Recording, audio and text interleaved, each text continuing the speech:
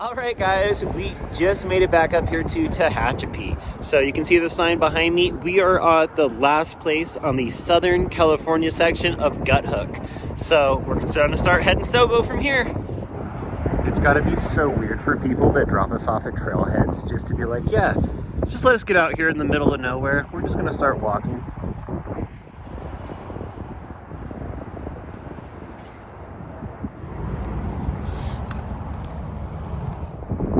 If you decide to flip, you can actually change the settings for southbound directions in far out. So we started hiking and followed the sign, and we're like, oh great, this is gonna be easy, we're making good time. And after about half a mile, I'm like, hey, we're not going the direction we need to be. So I checked far out, and we were the wrong freaking way, man. So I guess we were heading northbound to the Sierras, so we're a little early for that, guys. So now I gotta turn around and hike everything I just hiked, so I mean, at least we hiked on the Pacific Crest Trail, but... So we should have crossed that overpass from where we got dropped off at and hiked down to the road to connect back to the PCT. I'm not sure what we witnessed, but we've witnessed it. Walking along the railroad tracks, there's a porta potty open.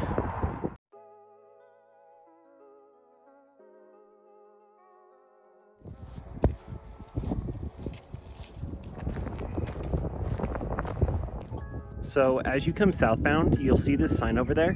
That's not the direction you want to go. You actually want to go through this pipe gate, and then you're going to go up through some switchbacks on this side.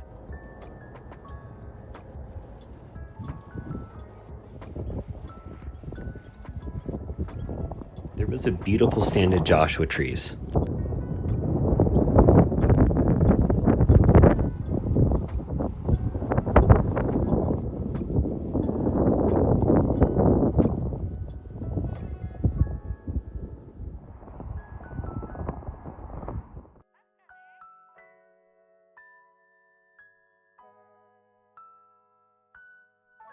You can see a ton of switchbacks on the side of the hill, and it leads over to, it looks like a wooden bridge. Shortly after going up the switchbacks, there's actually a down power line that's running across the trail. So we went over it without touching it with our metal poles and figured we're probably good. We had to go over it twice because of the switchbacks.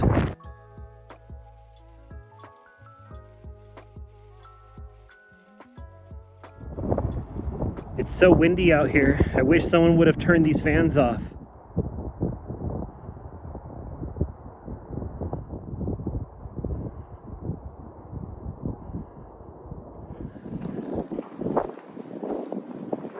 So after a wrong direction, we got back on the trail.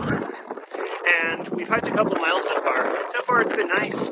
It's been pretty uphill. Lots of switchbacks going up though. Crossed a little bridge, and then finally get into a little bit of snow on the trail. So far, it's only been inch and a half deeper so far. I'm sure we'll get more as the elevation climbs a bit more, but so far it seems totally doable.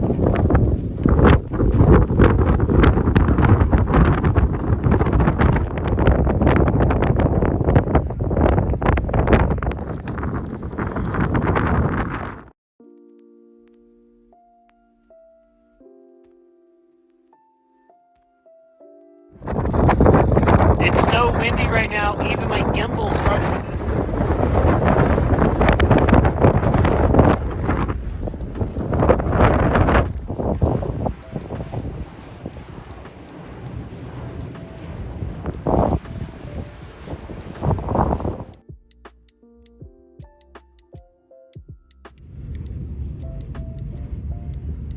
We're getting 60 to 70 mile an hour winds, and it just started lightly raining on us.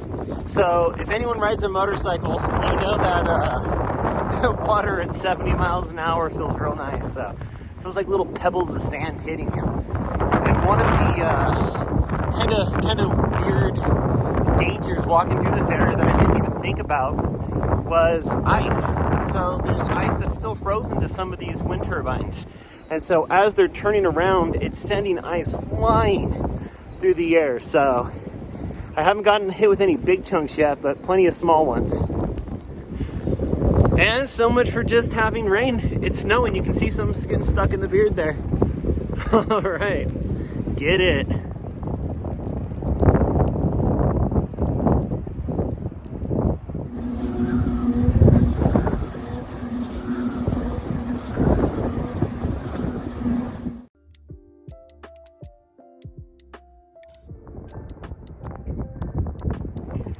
So maybe it's not just me who deals with the wind farm electrical and flying debris hazard. They put a sign up.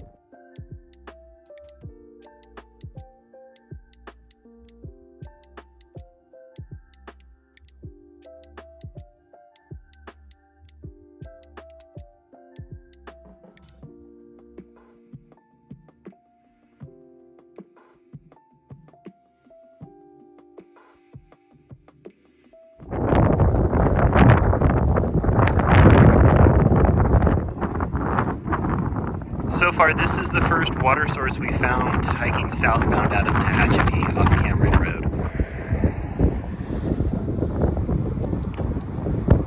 We ended up doing about 8 miles this day, and we got a nice campsite and were later joined by Richard and Emma. There was a water cache and a stream here. We set up and it was relatively protected from the wind. After a cold night, we woke up with our water bottles frozen and ready to start the day. It's hard to make coffee when your water bottles are frozen.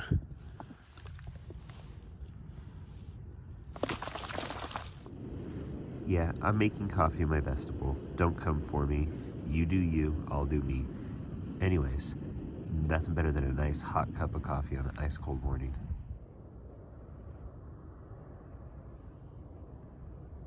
Good morning. So it is our second day jumping back on going southbound from Tehachapi.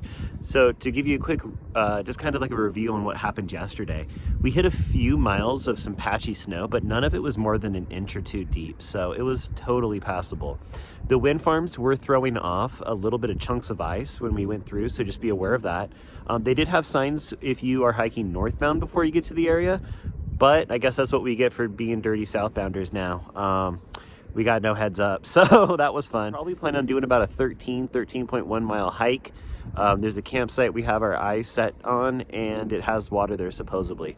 I think that's gonna set us up very well to do the aqueduct section and to kind of position ourselves getting into hiker town with water correctly. This raven is mimicking a galloping horse right above our campsite.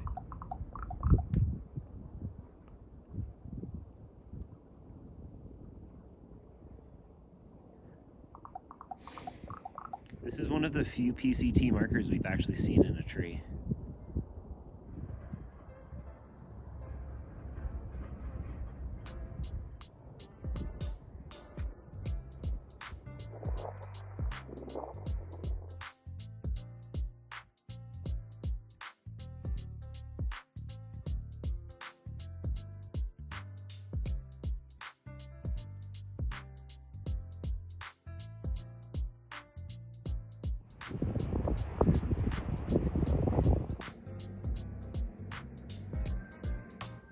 We saw a bunch of comments in Far Out talking about a washed out section of the trail next to the Guzzler, and I think this must be it, so let's see how bad it is. So I can see where the barbed wire is kind of lifted up on the other side. So I think most people are climbing up the side of the hill, going around this, and then coming back down towards the Guzzler. So we climbed up towards the top of that ravine, and you can see eventually it comes across to a pretty easy spot to cross right here. So I thought there was just a little bit of ice floating in here, but this is a solid chunk. Oops, sorry guys.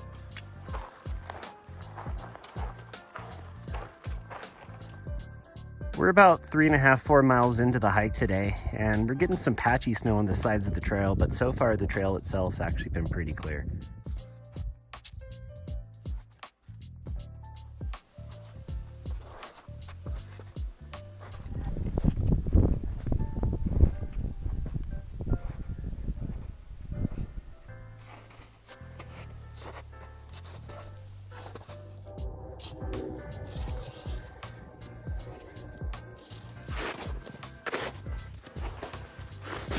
Forgot my fuel canister at home, and Billy let me borrow his last night to cook, or this morning, sorry. And look what I found on the side of the trail today. So I guess the trail really does provide.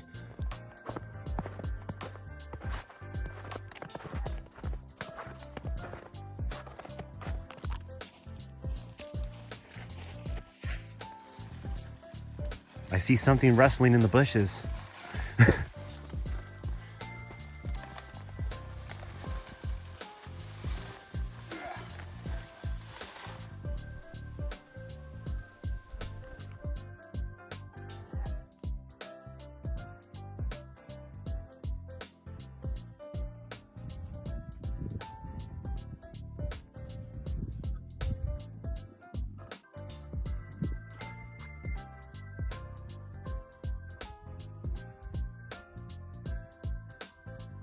This cache and stop looked like a really cool spot when it's opened. Unfortunately, there was no water stashed here, but there was a trash can.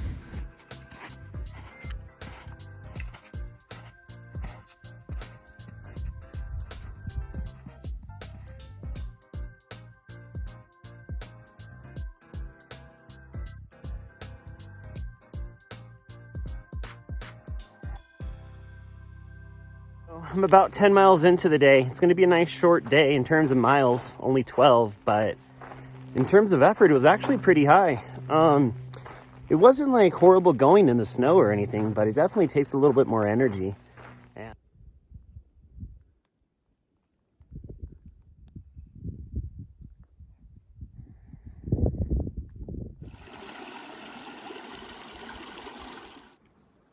This was the view from our campsite on the second night out of Tehachapi. So we spent the night down in this canyon next to a little stream. There was a trail register up here, but it was out of paper. Anyone who maintains this one, be cool to refill it. Good morning. So I got up pretty early. Woke up about 5:20 this morning and had coffee, relaxed for a little bit. And Billy had a rough night's sleep last night. He had an afternoon coffee to push for the last little bit of the day, and I think it kept him awake. So he's a little bit behind me. So we'll meet up at the next spot. We're planning on meeting up at mile 10 for today. It's going to put us out some water. We're going to take a long lunch there and decide if we want to keep pushing a little further or if we're going to call it there today. I'm feeling really strong. I'm feeling really good. We camped near water, and you know, if you camp near water, that means that there's a hill right on the other side of you. So had a nice climb this morning for breakfast. And yeah, so we're thinking we may push a little bit on because every mile we hike today is one less we have to do tomorrow to get into Hikertown. So we're going to get into Hikertown Sunday. Monday, it says there might be some bad weather rolling in, so we're going to try and get there. And if the storm is bad, we can wait it out. If it's kind of blows over, then we can keep moving. But seems like a nice spot to stay dry. So far, for a lot of yesterday and this morning, you're kind of going across to chaparral, deserty kind of vibes. And there's a lot of dirt bike tracks that crisscross the trail. So, and I got no hate. Some of these guys must be really talented riders because they're going up some pretty steep hills.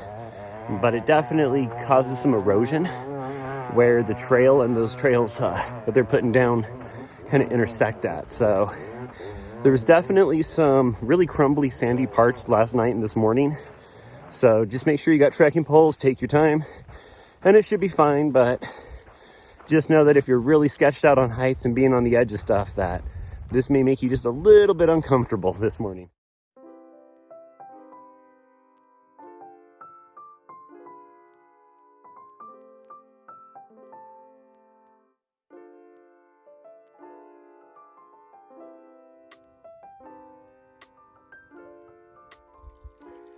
Nice little seasonal stream going through this area.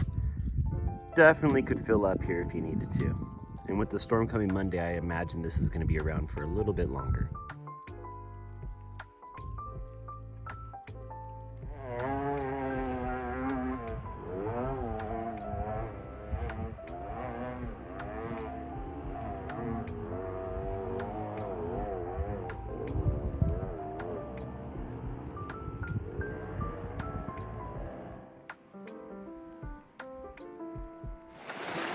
Probably the most water running in this section so far that we've come across, and it's totally drinkable, but it's pretty silty. So it looks like there was a little bit slower moving, cleaner one a little bit behind us, so ahead of you if you're heading northbound, and I probably grabbed from there instead. Good morning, dear.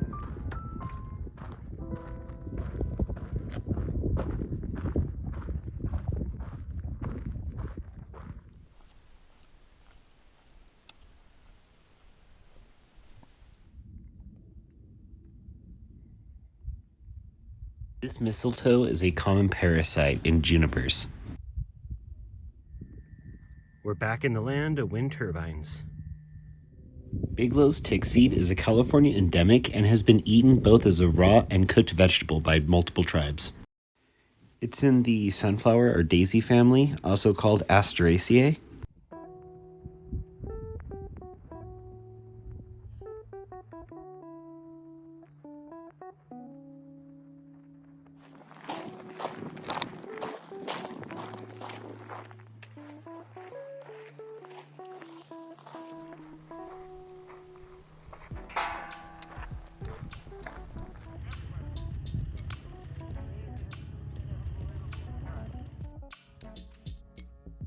All right, Billy, so what happened? From some point, from I guess 3 miles back, my puffy, which I had attached on top of my foam pad and my lid, fell out.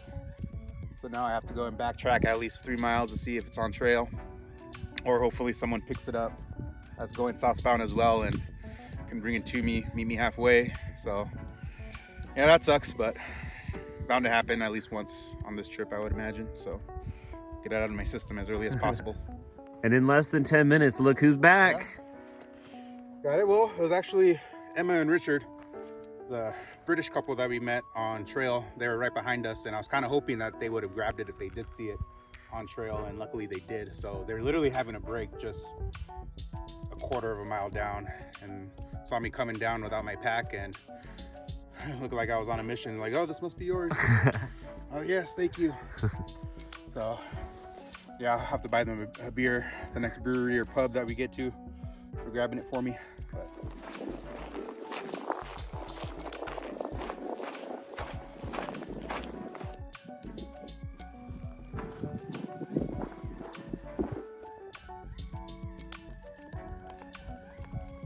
While Joshua trees are tree-like, they are not true trees. If it wasn't for all the wind turbines, I felt like I was at Joshua Tree National Park. Made it to the little shade lean-to and the water cache. We're gonna wait here for a couple hours, cook and chill. I see you trying to steal my tortillas. Look at this freaking squirrel has no fear, man.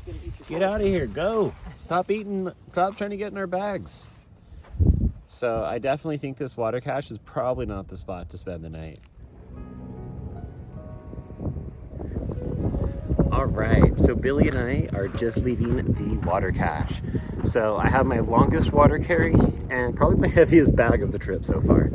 So it's about a 17, 18 mile section with no other water. And we just talked to some people that went through it northbound and they confirmed it. So I'm carrying about 3.5 liters because we're gonna camp tonight. So this is by far the heaviest and the most water I'm carrying so far on the trail. There are some advantages to doing this flip like this though. The aqueduct section probably isn't gonna be too hot. I think it's only gonna be like 50, 60 degrees tomorrow, so it's gonna be a nice way to experience it. We're planning on waking up a little bit early and getting into hiker town. Super nice guy stopped and checked on us. He lives here locally. He's thinking in the future he might want to throw in a vending machine and some other resources for hikers, so that'd be kind of a cool resource hopefully in the future if he puts it in.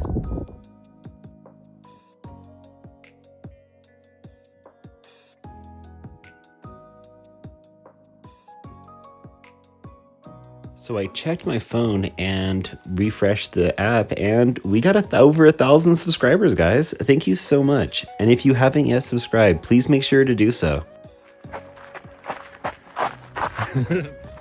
This whole section was pretty flat. You could pretty much walk off the road any direction and find somewhere flat to pitch your tent. But make sure you look for dirt bike tracks because there are a ton that were going through there, even late in the evening.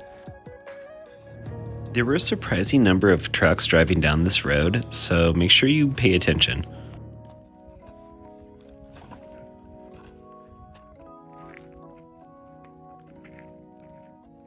Trigger warning, the next clip may disturb some people. I think this is a Merriam's kangaroo rat. Yeah, this poor guy got ran over. You can see his legs broke when he's trying to walk.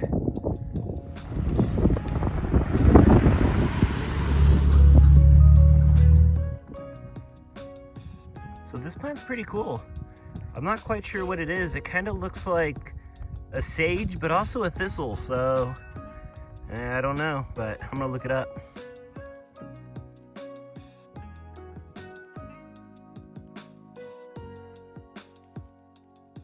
Good morning. It's about 5 o'clock. We're having some coffee.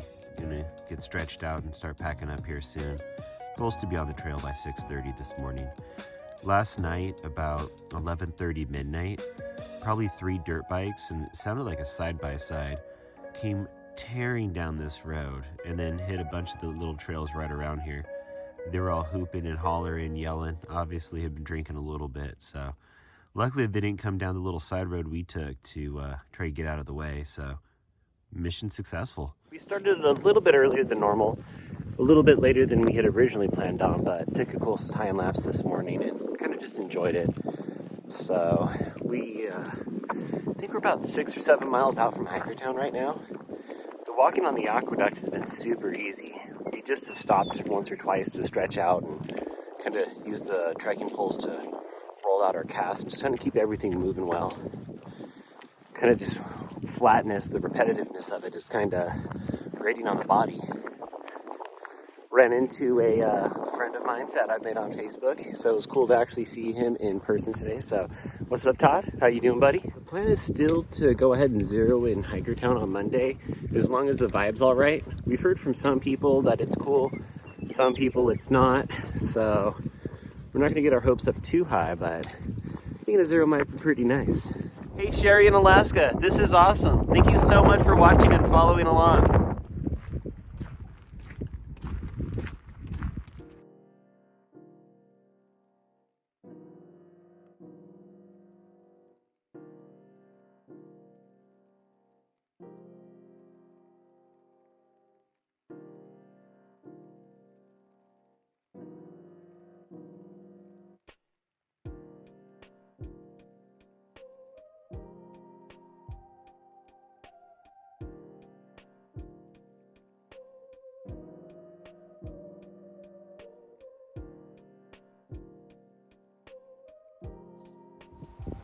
Alright guys, second trigger warning of the video.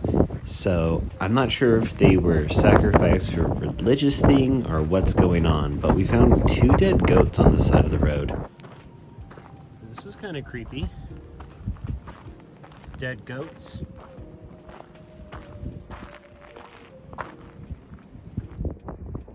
Everyone that we met said that there was no water going there, but we found this like water fill station and it worked.